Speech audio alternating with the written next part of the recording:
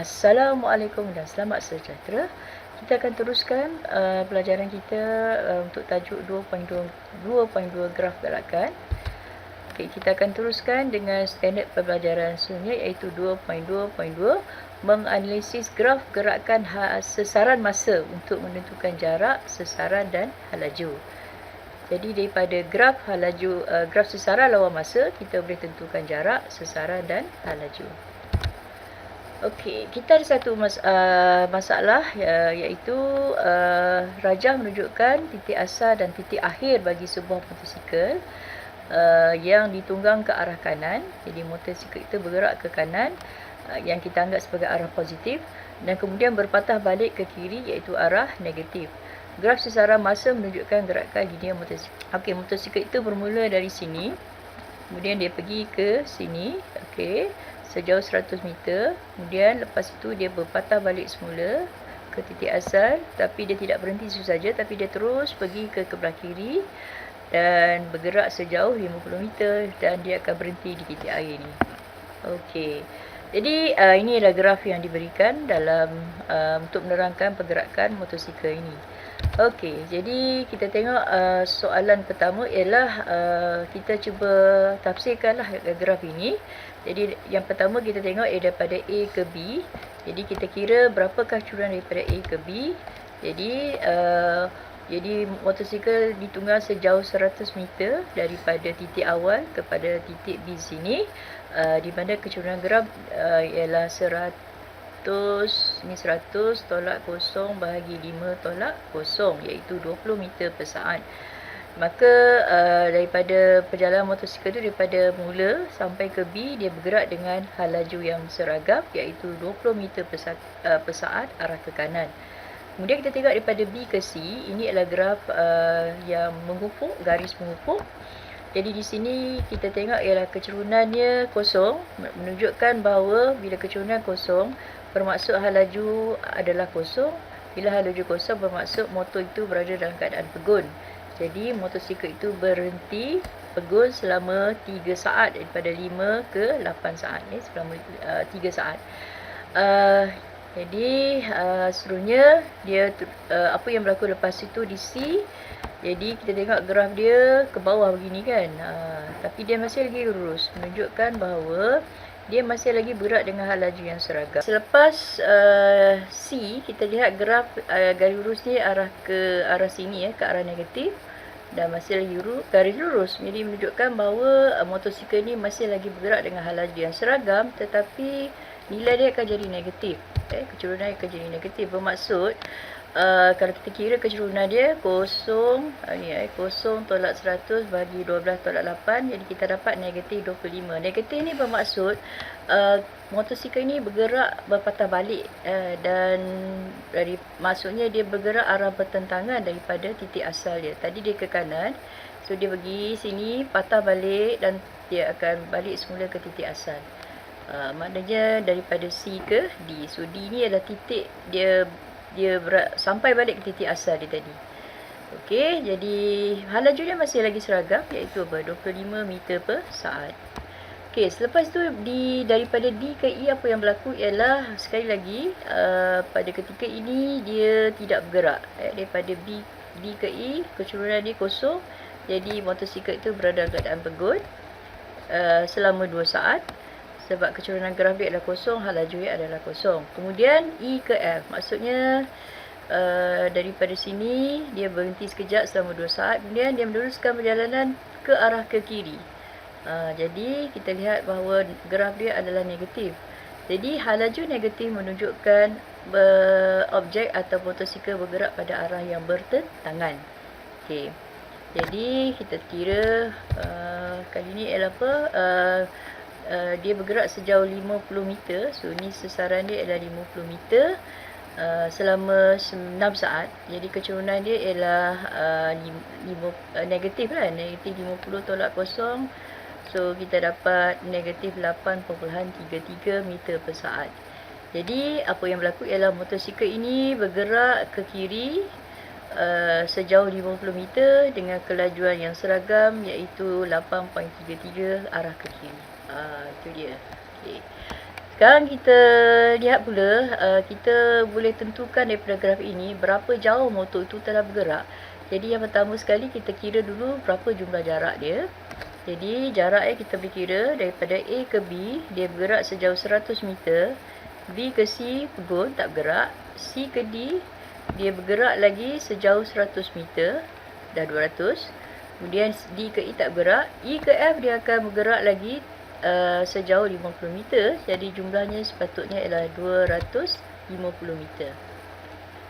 Okey, sekarang kita tengok sesaran pula. Sesaran ni ialah bermaksud ambil kira arah kan. So daripada A ke B 100, C ke D 100 lagi jadi 200.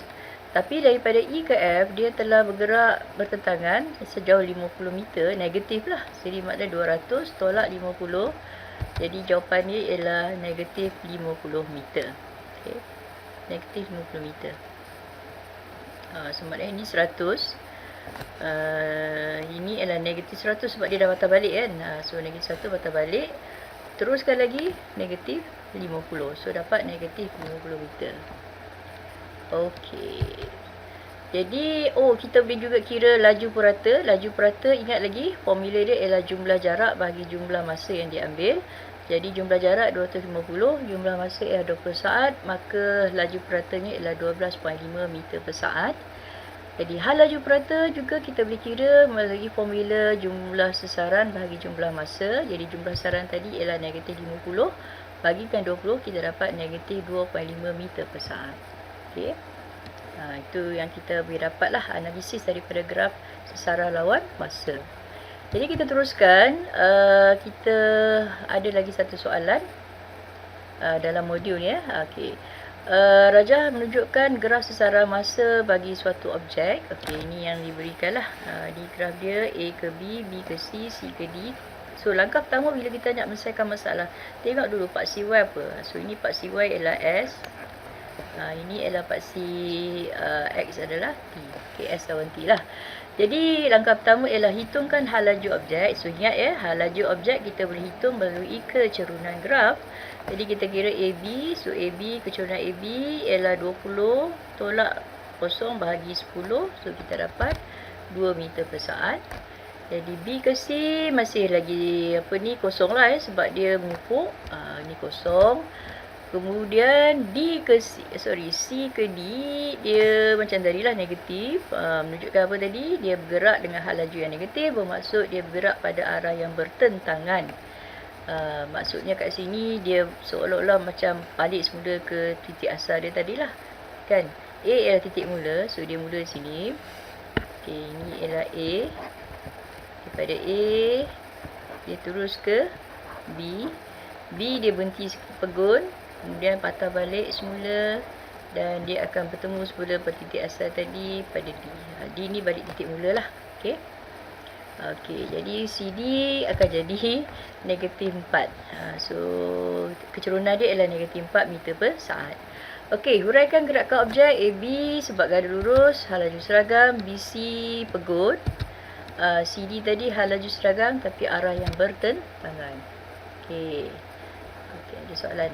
Boleh faham Okey, seterusnya ada lagi kita diminta mencari jumlah jarak macam tadi juga. Jumlah jarak daripada A ke B adalah 20. D kosong, C ke D masih lagi kita anggap sebagai positif sebab jarak 20. 20 tambah 20 ialah 40 meter. Now jumlah sesaran. Jumlah sesaran ialah A ke B positif 20. C ke D sebab arah yang bertentangan bermaksud negatif 20. Jadi kita dapat kosong. 20 kosong ni pegun tadi tambah negatif 20 maksud negatif ni bergerak pada arah yang bertentangan, dapat kosong. Okey, laju purata mudah je. Kita jumlah jarak 40 bahagi dengan jumlah masa kita 35 dan dapat 1.14 meter per saat. Berapa hal laju purata? So hal laju purata ialah jumlah sesaran bagi jumlah masa. Jadi kosonglah jawapan dia lah sebab jumlah sesaran adalah kosong. Okey, selesai untuk graf sesaran lawan masa. Okey, kita pergi pada standard pembelajaran seterusnya ialah menganalisis graf hal laju masa untuk menentukan jarak, sesaran, hal laju dan pecutan. Jadi kita tambah satu lagi iaitu nilai pecutan. So, kita ada satu soalan. Kali ini basikal pula. Rajah menunjukkan gerakan linear sebuah basikal. Graf laju masa menunjukkan gerakan basikal tersebut. Okey. Macam sama je kan. Mula-mula dia bergerak arah ke kanan, patah balik, terus bergerak. Sorry. Titik asal di sini. So, dia akan bergerak ke kanan. Okey, arah positif. Kemudian dia patah balik ke kiri, tapi dia berhenti separuh jalan sini. Ini adalah titik akhir lah. Okey, jadi kalau nak ingat sasaran, ialah titik asal ke titik akhir lah. So, ini ialah kita punya apa? Ini adalah kita punya sasaran. Kan? Saja nak tambah. Okey, ini adalah graf yang diberikan untuk menerangkan pergerakan basikal ni. Okey, kita tengok apa soalan pertama. Okey, sekali lagi lah kita diminta untuk menganalisis setiap sela masa. Okey, kita mulakan dengan 0 hingga 50 saat. Okey, di sini. So, ni ialah lurus, mengufuk. Jadi, kita tahu bahawa kecerunan graf ialah 0. Ingat bahawa kecerunan graf bersamaan dengan pecutan kan. Jadi, bermaksud pecutan 0. Bila pecutan 0 bermaksud dia bergerak dengan hal laju seragam. Pecutan 0 bermaksud ada dua kan. Satu pegun, satu lagi bergerak dengan hal laju seragam. So, dalam kes ni sebab dia bergerak, maka kita kata dia bergerak dengan laju seragam 10 meter per saat. Tengok graf dia. Maksudnya masa berlalu dia masih lagi bergerak 10 meter per saat. Okey, pada saat yang ke-50 apa yang berlaku seterusnya? 50 ke 70. Okey, kali ni kita tengok graf dia naik, bermaksud daripada 10 meter per saat naik hingga 15 meter per saat. Maknanya hal laju dia bertambah, maka ada kecerunan dah kan. Jadi 15 tolak 10 bagi 70 tolak 50, dan kita dapat 0.25 meter per saat kuasa 2. Jadi dia bergerak ke kanan dengan pecutan 0.25 meter per saat kuasa 2. Okey, selepas itu dia berada di sini, dia terus patah balik bila sampai ujung ni dia patah balik. Patah balik ke? Bukan patah balik lah, minta maaf. Dia bergerak dengan hal laju daripada 15 terus ke turun balik ke 0. Maknanya sekarang ni dia mengalami nyah pecutan. So, kita tengok daripada sela masa 70 ke 1 saat, dia telah mengalami nyah pecutan sebanyak negatif 0.5 meter per saat, negatif 2. Jadi bermaksud laju dia tadi dia mengecut, tiba-tiba dia tekan brake. Jadi hal laju dia berkurang kepada dari 15 kepada 0, dan dia mengalami nyah pecutan. Okey. Okey, seterusnya ialah daripada sela masa 100 ke 120 saat. Mana di sini 100 ke 120 saat. So ini kosong kan. Maknanya dia pegun lah. Hal laju 0, basikal berhenti selama 20 saat. Okey, dia berhenti kat sini lah selama 20 saat. Okey, lepas tu dia teruskan lagi perjalanan dia. Okey, maksudnya daripada sini sampai sini kan. Jadi apa yang berlaku ialah kecerunan dia kita kira kita masih dapat negatif 0.3 meter per saat kuasa 2. Tapi kat sini apa yang menarik ialah kita dah bincang tadi, kalau hal laju negatif bermaksud apa? Dia bergerak pada apa? Arah yang bertentangan. Ini bermaksud apa? Hal laju yang negatif. Jadi bermaksud apa yang kita lihat sini, dia dari sini kosong. Okey, kosong. Okey, lepas tu bila tengok sini dia dah jadi apa? 9 kan. Maksudnya daripada 0 meter per saat naik kepada 9 meter per saat. Maksudnya hal laju dia telah bertambah, tapi dia bergerak pada apa? Arah yang bertentangan. Okey.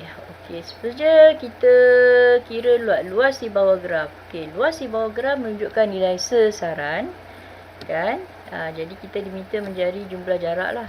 So kita ada luas pertama L1 10 kali 50, luas segi 4 Kemudian luas yang kedua 250, luas L3 adalah luas segitiga iaitu 225, luas L4 adalah segitiga juga dan kita dapat 135 meter. Jadi jumlah jarak ialah campur ke semuanya, kita dapat 500 tambah 250 tambah 225, so kita ada 135, so kita dapat 1110 meter. Okey. Next kita tengok ialah jumlah sasaran. So luas lah kita bagi tadi kan. So jumlah sasaran bermaksud kita kira dulu ke kanan. Bila dia bergerak ke kanan daripada mula, okey, kat sini dia bergerak 500, kat sini dia bergerak 250 kan. Itu ke kanan.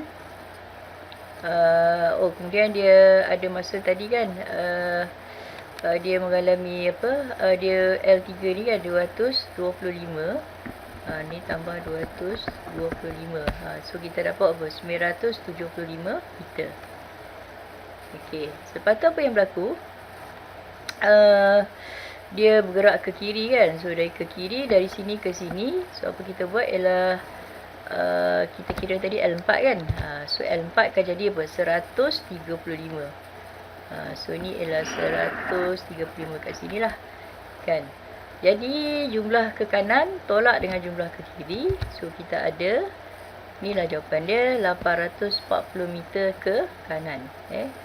840 meter ke kanan. So ini titik asal kita, titik akhir. So dari sini ke sini adalah 840 meter arah ke kanan. Okey. Alright. Kita ada satu lagi soalan lah yang kita boleh nak untuk fahami lebih lagi lah kan. Ini adalah modul. Tengok dulu, ini adalah graf V lawan T. Okay, ini V lawan T. Jadi kita ada hitungkan pecutan. Okey. JK ialah 20 per 10 dapat 2 meter per saat. Kemudian KL ialah nyah pecutan kan, negatif tu. So kita dapat negatif 1 meter per saat kuasa 2. LM ni mengufuk, kita tahulah kosong. Kemudian MN, daripada M ke N. Okay, M ke N dia jadi negatif 10 tambah 10. Kita dapat negatif 2 meter per saat kuasa 2. Okey. Right. Jenis gerakan JK ialah pecutan seragam. KL ialah nyah pecutan seragam. LM tadi adalah pegur. Halaju seragam. Kosong pun maksud halaju seragam dan P ke N. Cikgu buat daripada P ke ni, daripada sini ke sini. Jadi dia mengalami hal pecutan ni sebab apa? Kosong naik kepada 10 kan. Negatif tu maksud apa? Arah yang bertentangan. Jadi pecutan seragam tapi arah yang bertentangan. Kalau nak tambah lagi NO, nyah pecutan seragam. Kali ni kenapa nyah pecutan seragam? Sebab daripada 10 sini, mana dia? Daripada sini 10 naik kepada kosong kan. Daripada 10 pergi ke kosong, jadi laju dia makin berkurang lah. Maka dia mengalami nyah pecutan seragam. Okey. Okey, hitungkan jumlah jarak. So kita pecah kepada 4 bahagian. Okey, luas A ialah segitiga. Cikgu dapat 100. Luas B ni ialah luas trapezium. Setengah darat 10 campur 20 darat 10 150. Luas C adalah trapezium juga. Setengah darat 10 campur 15 darat 10 125 meter. D ni adalah segitiga dan kita kira dapat 50 meter. So jumlah jarak campur semualah kan. Kita dapat 425 meter. Jumlah sasaran ialah yang positif tolak yang negatif. Positif yang di atas, yang negatif di bawah. So ini semua adalah positif, yang di bawah adalah negatif. So kita dapat 100 tambah 150 tambah 125 tolak dengan 50, kita dapat 325 meter. Okey, itu sahaja kita punya topik untuk hari ini. Kita belajar bagaimana kita nak menganalisis daripada dua graf, iaitu sasaran lawan masa, hal laju lawan masa untuk mendapatkan nilai jarak ataupun sasaran, hal laju dan juga pecutan. Okey, kita jumpa lagi pada kelas yang akan datang. Sekian. Assalamualaikum. Salam selamat sejahtera.